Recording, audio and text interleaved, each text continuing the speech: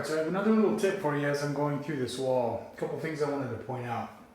So, as you're nailing this, you know, I have my nail gun, right? So I'm coming through here and I'm nailing these boards up. And I wanted to point something out to you. So you can see up here, I have my line, right? And that line is coming right down. If you look closely in here, right where that line is, on these boards, you're not really seeing where these nail marks are, right? Which is good. As you keep coming down here though, you start getting a little sloppier. I'm starting to see some of these nails. And if you actually cruise overboard, you can see these nail holes pretty well. And what this is from me getting lazy and not nailing these properly.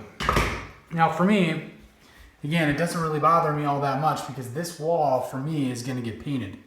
So I know that a lot of these nail holes and everything else, they're going to add character, they're going to get lost in the dark gray that we're going to paint this wall. So it's not a huge deal. I haven't been spending a whole lot of time on it. But for you, as you're going through this, I'm going to show you how to do this the right way. So here's my board, right? And again, you can see sort of the tongue and groove here, right? So I'm up against this wall. Now obviously I'm going to be pushing on this to keep it flush up against the wall. But as I'm nailing, what I'm actually going to do is I'm going to start up high, right? So I'm starting up here towards the tongue so that I know that when that nail goes in, let me get a little bit closer. When that nail goes in, I should be in a spot where that next board is going to cover it up. But what you don't want to do is you don't want to have your nail gun flat like this. If I put that nail gun flat and I shoot a nail through it, what's going to end up happening is on the other side of this board, on the other side of this groove here, that nail is going to be sticking out. It's going to prevent me from getting my next board down flat. I'm not going to be able to. When I try to push that next board over this tongue, the groove side is going to catch the nail on the other side and it's not going to sit flat. I'm going to get waves in the board. The next board won't sit flat. It's going to be a big mess. So what you actually need to do is put the nail here. And on this side, it doesn't really matter because the nail is going to get countersunk, right? So it's going to sit into the board and that, therefore, the groove on this side is not going to hit it. So what I'm going to do is I'm going to put it right up here, right? And then what I'm going to do is I'm going to angle my nail gun down.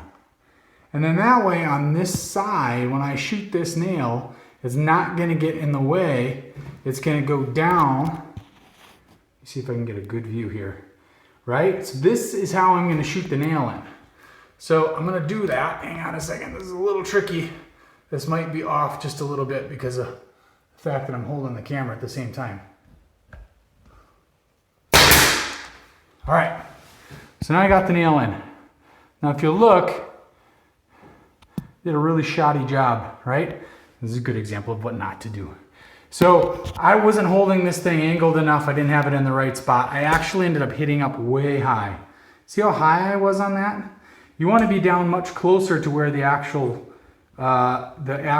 grooves, or the actual tongue starts, right? Because if you go too high, what's going to happen is exactly what happened here.